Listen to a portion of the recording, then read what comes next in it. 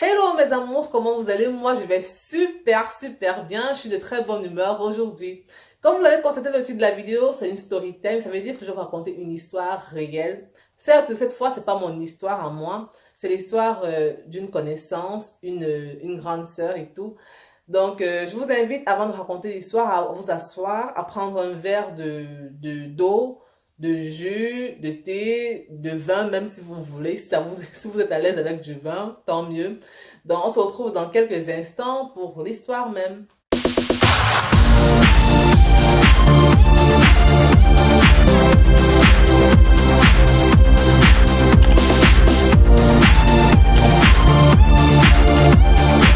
Comme annoncé tout à l'heure, je vais vous raconter une histoire. C'est une histoire d'une connaissance à moi, une dame. Certes, c'est une histoire un peu triste, mais je pense que ça vaut la peine d'être racontée parce que elle va sensibiliser les unes et les autres. Pourquoi les unes? Parce que ça touche directement les femmes et aussi un peu les uns parce que indirectement aussi ça touche les hommes. Il s'agit donc d'une femme qui est aujourd'hui dans la quarantaine, c'est-à-dire elle a 40 ans et plus. À l'âge de 23 ans, elle a eu à contracter une grossesse indésirée, c'est-à-dire elle a eu son petit ami et elle a eu des rapports avec lui non protégés. Elle a porté la grossesse alors qu'elle n'était pas prête. Du coup, elle a vu cette grossesse comme un frein à l'accomplissement de ses rêves, à l'aboutissement de ses objectifs. Elle s'est dit non, je ne suis pas prête là maintenant, je n'ai que 23 ans, je ne suis pas prête à porter une grossesse, donc je préfère pratiquer une IVG qu'on appelle vulgairement un avortement. C'est comme ça qu'à 23 ans, elle se fait avorter. Quelques années plus tard, elle se marie et un Africain, c'est une Africaine, se marie à un Africain aussi. Vous savez, dans les familles africaines, c'est l'enfant quoi. Au milieu d'un mariage, c'est l'enfant. Un mariage qui n'a pas d'enfant, vraiment, la belle famille, surtout la famille du mari, on sait comment ça se passe quoi. Du coup, donc, dans le mariage, elle n'arrivait pas à enfanter, elle n'a jamais pu enfanter. Même les quelques fois où elle a eu peut-être un retard de menstruation, quelques jours après, ses menstruations viennent, donc elle n'a jamais pu tomber enceinte, même pas faire une fausse couche à 3 mois, 6 mois, non. C'est déjà des petits retards, mais elle n'a jamais pu tomber enceinte. Elle a subi des injures et tout. Vous savez comment ça se passe dans nos familles quand une femme n'arrive pas à accoucher, on lui dit qu'est-ce qu'on lui dit pas, sachant surtout que le problème venait d'elle, pas de l'homme. C'est comme ça que 10 ans après son mariage, son mari décède.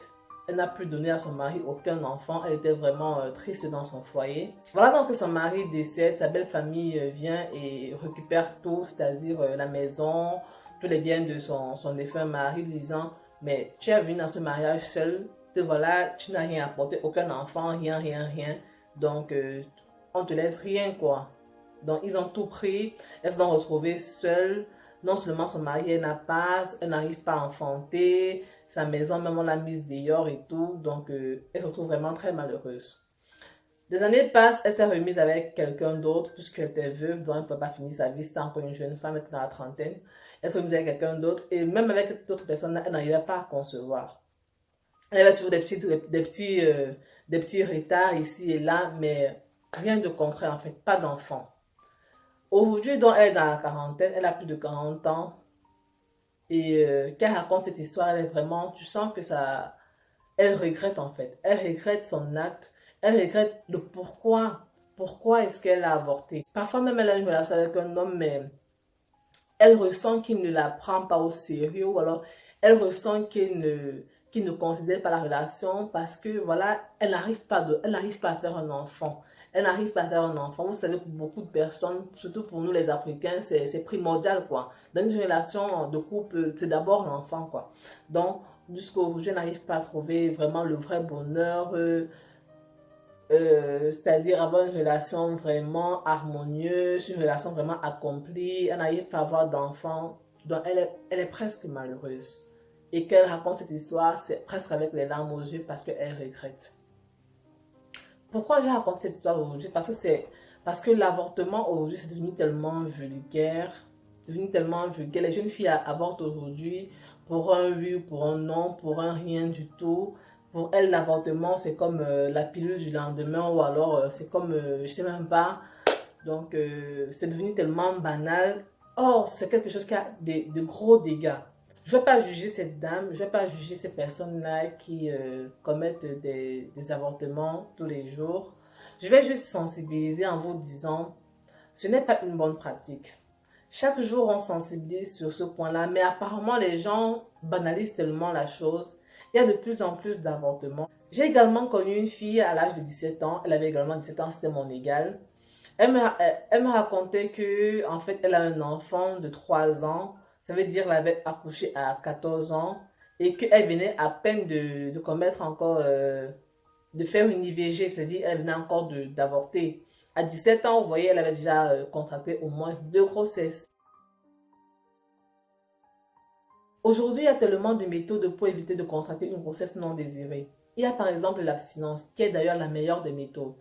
Maintenant, si tu n'arrives pas à t'abstenir parce que tu es sexuellement actif, il y a le préservatif. Le préservatif est à la portée de tous. Donc, tu peux opter pour le port du préservatif lors de tes rapports sexuels. Maintenant, il y a d'autres méthodes même. Tu vas chez le médecin, il te prescrit une méthode en fonction de ton budget ou en fonction de ton organisme. Il y a par exemple le stérilet, les pilules, bref, il y a une panoplie de méthodes contraceptives afin d'éviter ce genre de désagréments là plus tard. Si un jour tu as envie d'enfanter, que tu n'arrives pas à enfanter, par exemple, il y a des femmes qui vont à l'hôpital, elles font des examens, une panoplie d'examens que le médecin leur prescrit et à la suite de ces examens, on voit qu'elles ne souffrent d'aucun problème, elles n'ont aucun problème dans leur organisme, donc elles peuvent normalement enfanter, mais elles cherchent l'enfant ne vient pas. Du coup, dans cette situation-là, tu es quand même... tu es calme, tu te dis, voilà, c'est Dieu qui donne l'enfant viendra quand ce sera le temps, ou alors peut-être qu'il ne viendra jamais, mais c'est la volonté de Dieu, donc tu le mets toi entre les mains, mais tu ne stresses pas parce que tu sais que tu n'y es pour rien. Par contre, si un jour dans ta vie, tu as eu l'opportunité d'avoir un enfant, mais tu as tué cet enfant-là volontairement, tu sens une culpabilité, tu te sens vraiment mal. Donc au fond de toi, tu sais que tu es la cause même de ton malheur. C'est quelque chose de vraiment pas bien à vivre. Je n'ai pas encore été dans cette situation-là, mais j'imagine un peu que ce que ça peut faire à une femme. Donc c'est un truc vraiment à éviter, mes chères sœurs. Donc dorénavant, au lieu de se dire, voilà, si la grossesse arrive, je vais seulement avorter parce que c'est à la mode aujourd'hui, comme beaucoup de filles disent, voilà, ça arrive, on va voir le médecin et il faut qu'on enlève la chose. Non, c'est pas comme ça. C'est pas bien. Vous détruisez votre organisme, vous risquez même votre vie parce que beaucoup de femmes ont laissé leur vie en essayant d'avorter. Donc vraiment, mes chères sœurs, arrêtez ça, arrêtez les avortements. Ce n'est pas bien. Si tu prends toutes les précautions et que malgré ça, tu tombes quand même enceinte, dis-toi que c'est Dieu qui t'a donné un enfant parce que l'enfant, c'est après tout une bénédiction. C'est pas tout le monde qui parvient à accoucher. Donc, accouche ton enfant, donne-toi les moyens d'élever cet enfant-là, mets tout en jeu et Dieu ne pourra pas t'abandonner parce qu'il ne peut jamais te donner une charge qui va te dépasser. Donc, mes sœurs, avant de penser à l'avortement, vraiment, ne pensez même plus à ça.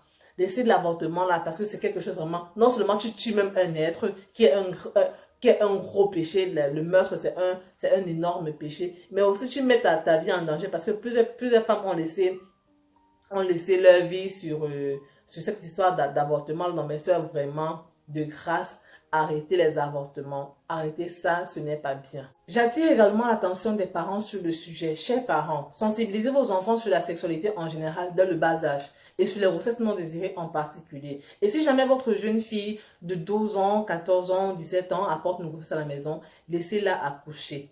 Laissez-la accoucher. Sauf si peut-être le médecin dit que non, l'organisme de l'enfant est encore trop étroit, il ne peut pas supporter une grossesse. Dans ce cas, il n'y a pas de choix. Vous lui faites subir un avortement. Mais si ce n'est pas seulement cela, laissez l'enfant accoucher. Beaucoup de parents mettent même la pression aux enfants que non, tu ne gardes pas ce bébé parce que ça va t'empêcher de fréquenter, d'étudier normalement. Non, l'enfant est toujours la bienvenue. Laissez vos enfants accoucher parce que qui sait, peut-être c'est le seul enfant que Dieu lui a permis d'avoir sur cette terre. Donc laissez vos enfants accoucher et cessez d'encourager vos enfants à avorter. Sur ce, je vous souhaite une bonne journée ou une bonne soirée en fonction de là où vous vous trouvez actuellement. J'espère vous revoir très bientôt dans une nouvelle vidéo. Vraiment, portez-vous bien et partagez cette vidéo encore, partagez. Laissez vos avis en commentaire. Portez-vous bien et à très bientôt. Bye bye.